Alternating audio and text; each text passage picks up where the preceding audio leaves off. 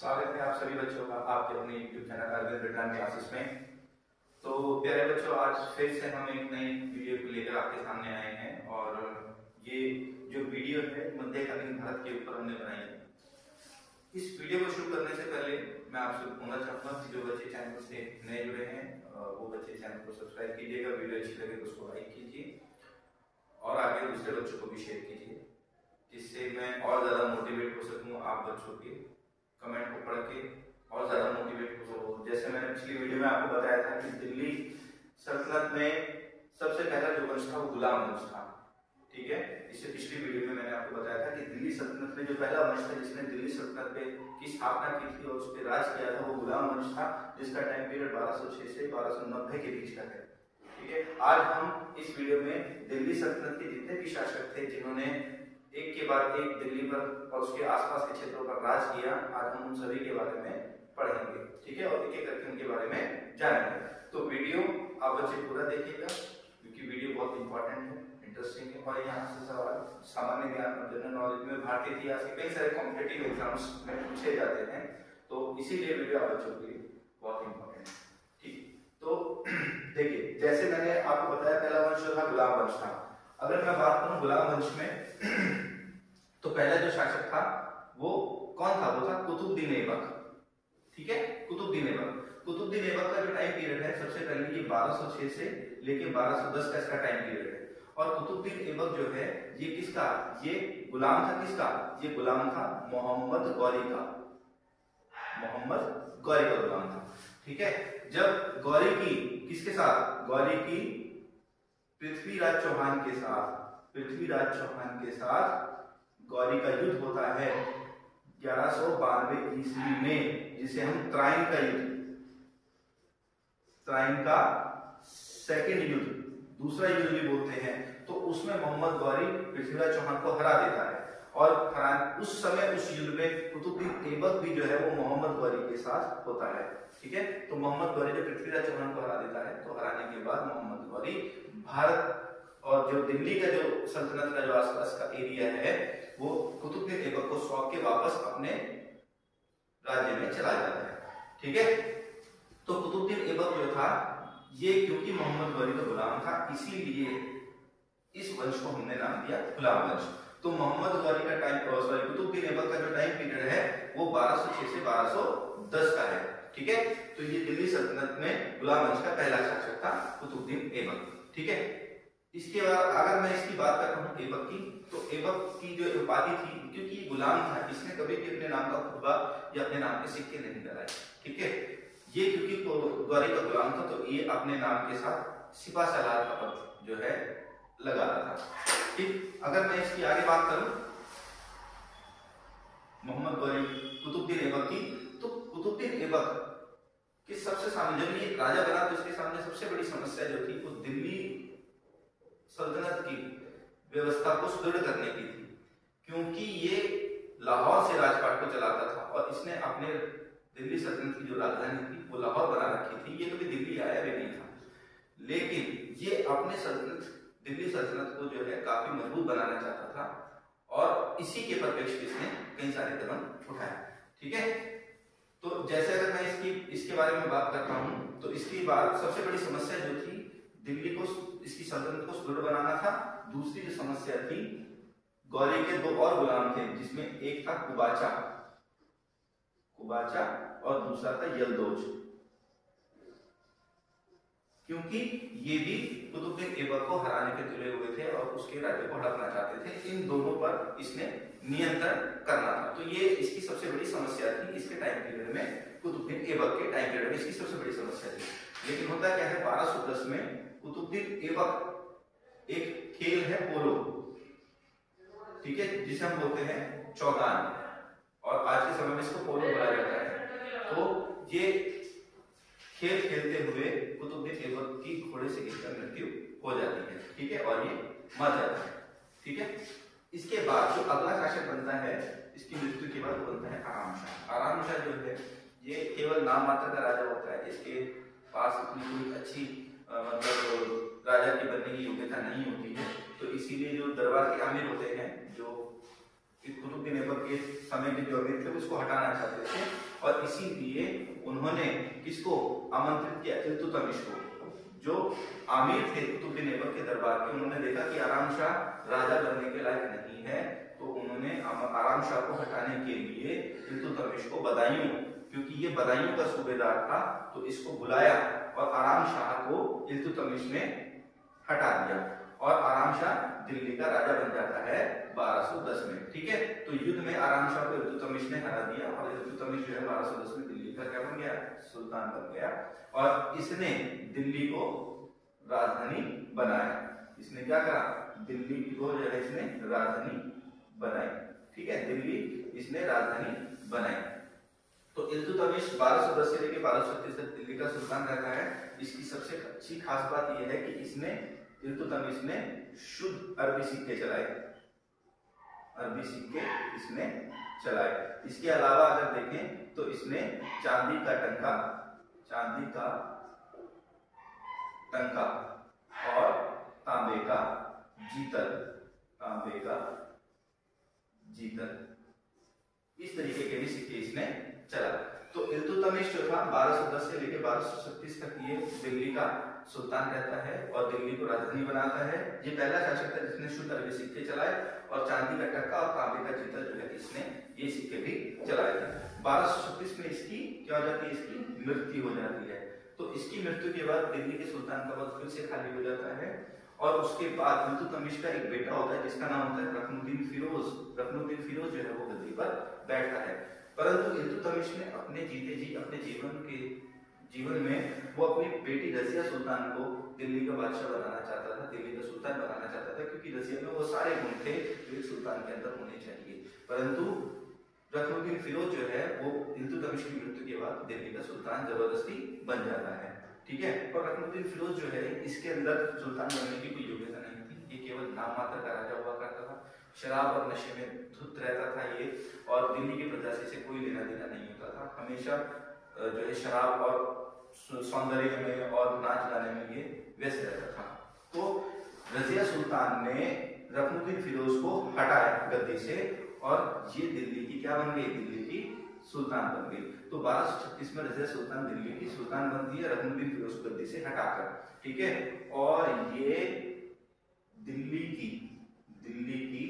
दिल्ली बोले, यहां बोले भारत की पहली महिला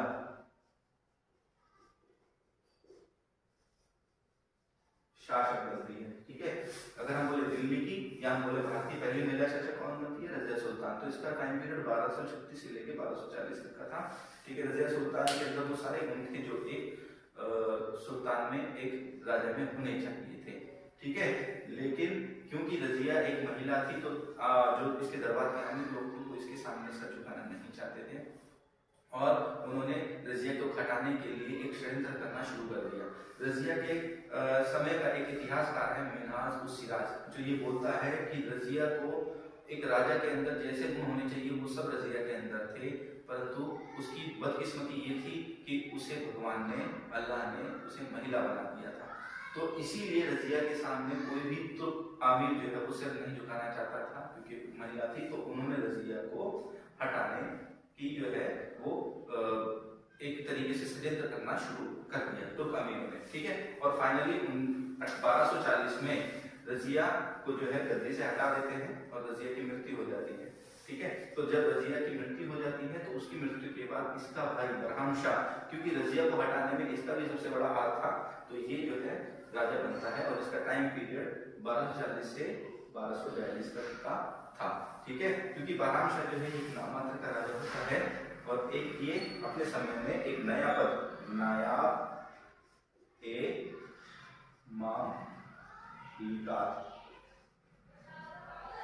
नायाब-ए-मामलिकात, ठीक है, नायाब-ए-मामलिकात जो है एक नया पद जो है ये निकालता है बरहम शाह। ठीक है, तो बरहम शाह का टाइम पीरियड 1240 से 1242 तक का था।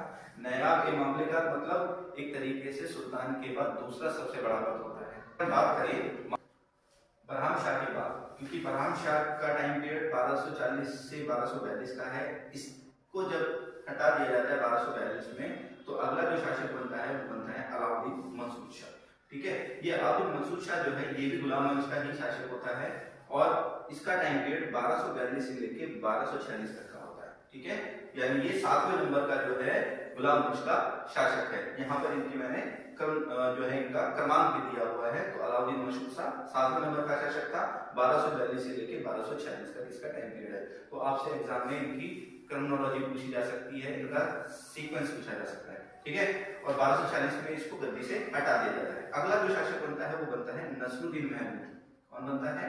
नसरुद्दीन महमूद, ठीक है। नसरुद्दीन महमूद जो है इसका टाइम पीरियड 1246 से लेके 1266 तक का होता है। ये काफी संत टाइप का व्यक्ति होता है और ये किसी तरीके की लड़ाई झगड़े में, किसी तरीके की खून खराबे में यकीन नहीं रखता, ठीक है। और ना ही किसी फिजूल खर्ची में यकीन रखता है। कुरान टोपी जो मुस्लिम व्यक्ति की जो टोपी होती है उनको सील कर और कुरान की आयत लेकर ये अपने जीवन यापन करता है, ठीक है। और क्योंकि काफी संत स्वभाव का ये व्यक्ति होता है, काफी सीधे स्वभाव का व्यक्ति होता है, तो इसका जो उस समय एक तरीके से इसका जो बोल सकते हैं कि खास इसका वजीर जो होता है वो बलबन होता है। बलबन अपनी लड़की का विवाह जो है नसरुद्दीन महमूद के साथ करता है और नसरुद्दीन महमूद क्योंकि राजा होता है और फाइनली बलबन आगे जाकर यही बलबन जो अपनी बेटी का विवाह इससे करता है, ये नसरुद्दीन महमूद इसका दामाद होता है। तो 1246 से लेकर 66 तक का इसका टाइम पीरियड है, लेकिन 1266 में बलबन नसरुद्दीन महमूद की हत्या कर देता है और खुद जो है सुल्तान के पद पे बैठ जाता है, ठीक है। तो गियासुद्दीन तुगलक जो है गियासुद्दीन बलबन जो है ये 1266 में दिल्ली का सुल्तान बनता है, ठीक है। तो इसमें एक चीज और मैं बताना चाहूंगा बच्चों को, इल्तुतमिश के टाइम पीरियड में इल्तुतमिश जो था इसने अपना एक दल बनाया था गुलामों का, ठीक है, जिसको हम बोलते हैं चालीसा, ठीक है। 40 का मतलब 40 गुलामों का इसका एक दल हुआ करता था और इसे क्या बुलाया गया है? इसको बुलाया गया है 40 का मतलब 40 गुलामों का दल, ठीक है। 40 का मतलब 40 गुलामों का दल। और ये बनाने वाला व्यक्ति कौन था? इल्तुतमिश था। इसमें इसके 40 वफादार गुलाम हुआ करते थे इल्तुतमिश के। तो जो बलबन था इसके उसी 40 गुलामों का ही एक हिस्सा था, ठीक है। तो बलबन ने नसरुद्दीन महमूद को गद्दी से हटाया, उसकी हत्या करके सुल्तान बन गया। तो बलबन ने सबसे पहले क्या किया, इस 40 गुलामों का जो ये दल था बलबन ने इसको नष्ट करना शुरू कर दिया, इनको खत्म करना शुरू कर दिया ताकि कोई भी बलबन का विरोध ना कर सके, ठीक है। तो गियासुद्दीन बलबन जो था ये दिल्ली का सुल्तान बनता है 1266 से लेकर 1287 तक, ठीक है। हालांकि ये दिल्ली सल्तनत का विस्तार नहीं करता क्योंकि इसके समय में मंगोल आक्रमण होते हैं। मंगोल आक्रमण की शुरुआत वैसे इल्तुतमिश के समय से ही शुरू हो जाती है।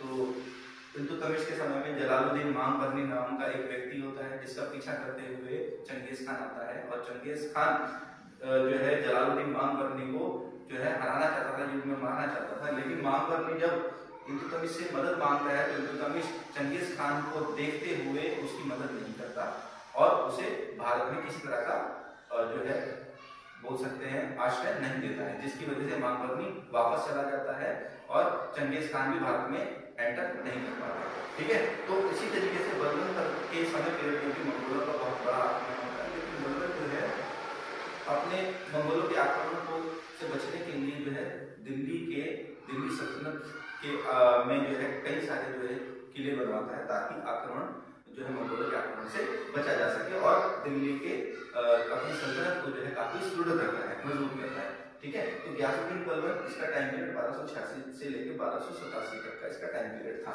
ठीक है। इसका एक बेटा होता, बलबन का एक बेटा था जिसका नाम था शहजादा मोहम्मद, शहजादा मोहम्मद,